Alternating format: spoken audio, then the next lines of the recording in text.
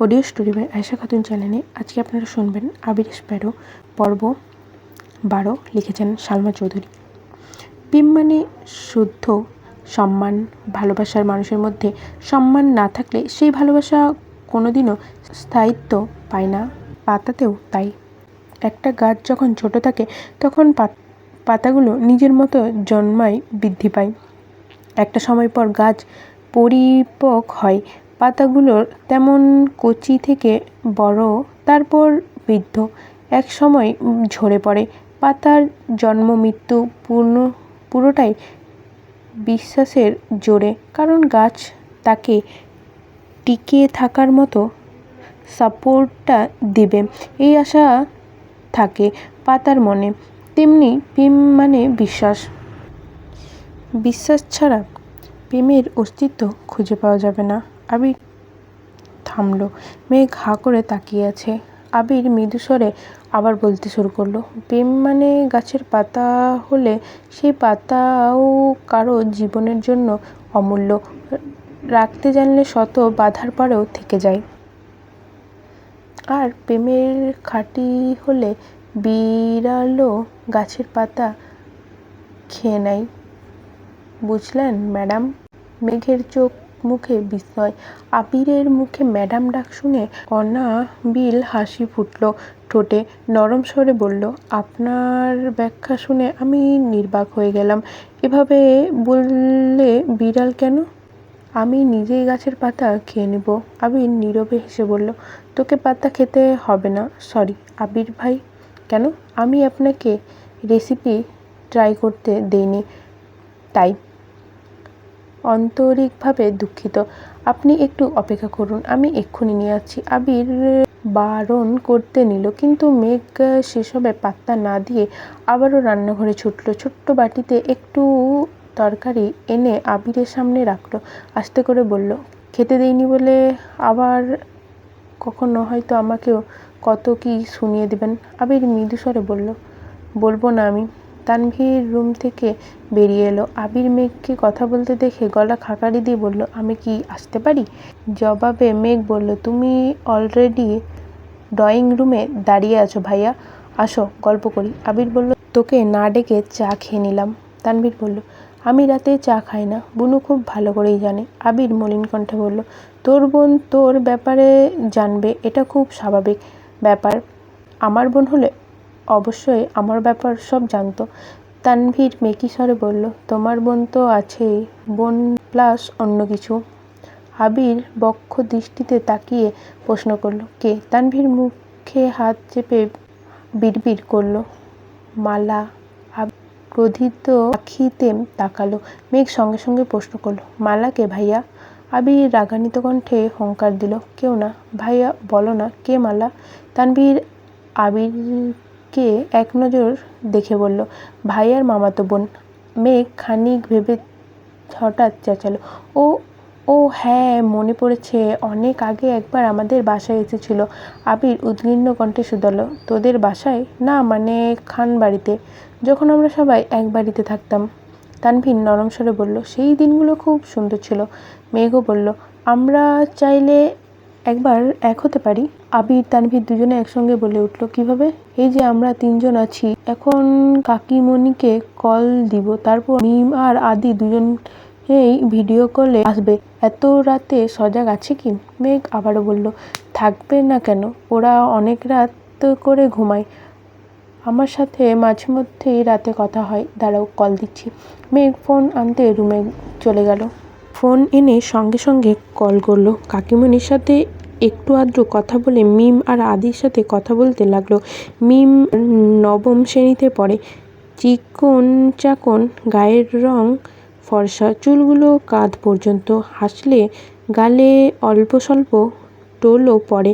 মেঘ হাসি মুখে জানতে চাইলো, কেমন আছিস? ভালো আছি, তুমি কেমন আছো আপু? আলহামদুলিল্লাহ। কি করছিস? টিভি দেখছিলাম। তুমি কি করছো? গল্প করছি। কার সঙ্গে? কার সঙ্গে না বল, কার কার সঙ্গে? মিম সরল কণ্ঠে আওড়ালো, কার কার সঙ্গে? মেঘ আবির আর তানভীরের দিকে ফোন এগিয়ে দিল। মিমের পেছনে ছিল আদি। হঠাৎ আবিরকে দেখে মিমকে ধাক্কা দিয়ে ফোনের কাছে ছুটে এলো। আহ্লাদি কণ্ঠে ডাকলো, ভাইয়া। আবির হাসলো, শান্ত কণ্ঠে জানতে চাইলো, কেমন আছিস ভাই? খুব ভালো। তুমি আমাদের বাসায় আসবে কবে? কোথায়, সিলেটে? হ্যাঁ, মিমও সঙ্গে বলল। ভাইয়া, তোমরা আসবে না? তোমরা আসো না, এখানে অনেক সুন্দর সুন্দর জায়গা আছে। তানভীর পাশ থেকে বলল, কই মিম, তুই তো আমাকে কোনো দিন দাওয়াত দিলি না? মিম ঠান্ডা কণ্ঠে বলল, তোমাকেও কতবার বলেছি, তুমি একবারও দেখতে আসোনি। আদুর মুখে শুনেছি। এটা আদুর মুখে শুনেছি মানে আমি বুঝলাম না এটা কি। মনে করেন না যে আমি ভুলভাল পড়ছি, এখানে যা লেখা আছে আমি তাই পড়ছি। আদুর মুখে শুনেছি তুই বন্ধুদের সাথে ঘুরতে এসেছিলি। আব্বুর সাথে নাকি তোমার দেখাও হয়েছিল, কিন্তু তুমি আমাদের বাসায় আসোনি, তাই তোমাকে আর বলিনি, তখন সময় পাইনি রে। সত্যি বলছি, বন্ধুদের সাথে গিয়েছিলাম, ওদের রেখে একা কিভাবে যাই বলো। আচ্ছা সরি। আবির বলল, আমরা আসবো না, এবার পার্মানেন্টলি তোদের আসার ব্যবস্থা করব। আদি চিৎকার করলো, কিভাবে? ঈদে বাড়ি আসবি না? ব্যাগ গুছা। আদি ছুটে গেল, নিজে স্কুল ব্যাগ নিয়ে এসে আবিরকে দেখিয়ে বলল, এই যে দেখো, এখানে গুছিয়ে ফেলছি। আচ্ছা। মিম শীতল কণ্ঠে বলল, তোমরা সবাই একসঙ্গে গল্প করছো, অথচ আমি আর আদি কত দূরে, ভালোই লাগছে না। মেঘ বলল, মন খারাপ করেছিস কেন? আর তো কয়েকটা দিন, খুব তাড়াতাড়ি দেখা হবে আমাদের। প্রায় 15-20 মিনিট মিম আর আদির সঙ্গে কথাবার্তা বলে ফোন রাখলো। আচমকা তানভীর ডাকলো, বন্ধু বলো, তোর বন্ধুদের সাথে কথা হয়েছে? বন্যার সাথে? হ্যাঁ। না, কেন? তানভীর বলল, তোর বান্ধবী আমাকে কল দিয়েছিল। মেঘ ভ্রুকুচকে প্রশ্ন করলো, কিছু বলেছে? তোর কথা জিজ্ঞাসা করছিল, বাসায় এসেছিস কি না। জিজ্ঞাস করাই বলল, ওর বোনের বিয়ে নাকি ভেঙে গেছে। মেঘ চাপা নিঃশ্বাস ছেড়ে বলতে লাগলো, বৃষ্টি আপু খুব ভালো, যেমন ভদ্র তেমন শান্ত। বন্যাকে দেখো না, একদম ওর মতো। বন্যার তো রাগ আছে, বৃষ্টি আপুর রাগও কম। সারাদিন বকবক করলে একটা ধমকও দিবে না কখনো। পড়াশোনাও খুব ভালো, কিন্তু আপুর ভাগ্যটা মন্দ, এত চেষ্টা করেও চাকরি হচ্ছে না। এদিকে আঙ্কেলের আর স্ট্রোক করেছেন, এমতাবস্থায় উনি চাচ্ছেন বৃষ্টি আপুর বিয়েটা দিয়ে দিতে। মধ্যবিত্ত পরিবার ওদের, আঙ্কেল ছাড়া কেউ নেই। রিত এখনো কত ছোট। সব মিলিয়ে আঙ্কেল খুব টেনশন করছেন। এদিকে যারা আপুকে দেখতে এসেছিল সবার আগে বলছে তাদের কিছুই লাগবে না, শুধু মেয়ে ভদ্র, দেখতে শুনতে ভালো হলেই হবে। কিন্তু আসার পর শুরু হয়েছে যত ঝামেলা। মেয়ের হাইট কম, দেখতে দুধ আলতা, রং নেই, মেয়ের চাকরি নেই, বাসার অঢেল টাকা পয়সা নেই। তাদের ছেলের সাথে মেয়ে কিভাবে যাবে? ছেলে পড়ার মতো সুন্দর, সেই ছেলের পাশে পরি ছাড়া কাউকে মানাবে না। তারপর যদি ঢাকা শহরে একটা ফ্ল্যাট ছেলেকে প্রাইভেট কার, মেয়ের ঘর সাজানোর জন্য যাবতীয় জিনিস দিতে রাজি হন, তাহলে তারা ভেবে দেখতে পারেন। তানভীর আবির দুজনেই দাঁত কিরমির করছে। আবির গম্ভীর কণ্ঠে বলল, ওই ছেলের ঠিকানা থাকলে দিস, দেখা করে দেখি কোথাকার রাজপুত্র সে, আর কোন দেশের রানী পাওয়ার যোগ্য। তানভীর সহসা বলে উঠল, কি লেভেলের নিকৃষ্ট মন মানসিকতা! মানুষ হলে এমন ভাবে কথা বলতে পারে। আমারও তাদেরকে দেখার খুব ইচ্ছা। মেঘ বলল, কথা শেষ হয়নি।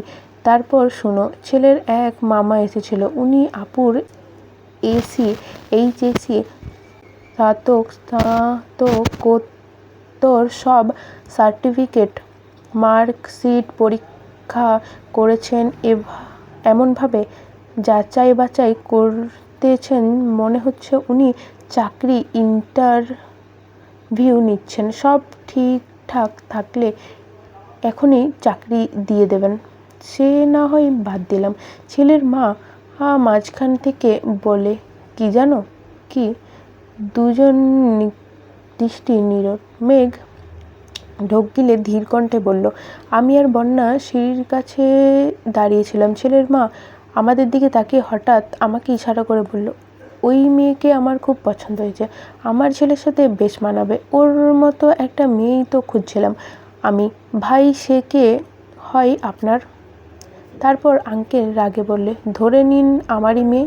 কি বলতে চান বলুন? তারপর ভদ্রমহিলা বললেন, আপনার ওই মেয়েকে আমার ছেলের সাথে বিয়ে দিয়ে আমার কিছুটা স্যাক্রিফাইস করতে পারি, যেমন ধরুন প্রাইভেট কার বা ফ্ল্যাট, যে কোনো একটা দিলেই হবে। তারপর মেঘ এটুকু বলেই থামল। আবির দুই চোখ অগ্নি ঝরছে, জল শক্ত, ভেতরে ভেতরে রাগ কটমট করছে, চোখ দুটো রক্তবর্ণ ধারণ করেছে, কপাল দুপাশে শিরাগুলো ফুলে উঠেছে। কণ্ঠস্বর দ্বিগুণ ভারী করে বলল, তারপর কি? মেঘ জিভ দিয়ে ঠোঁট ভেজালো। আবির রাগান্বিত কণ্ঠে শুনে কথা আটকে আসছে, তানভীর চেহারায় গম্ভীর। দুজনে মুখের দিকে তাকিয়ে মেঘ বলল, তো আজকের পর্ব এই পর্যন্তই। কেমন লাগছে অবশ্যই জানেন। দেখা হচ্ছে পরের পর্বতে। ততক্ষণ জন্য ভালো থাকবেন, সুস্থ থাকবেন। আল্লাহ হাফিজ।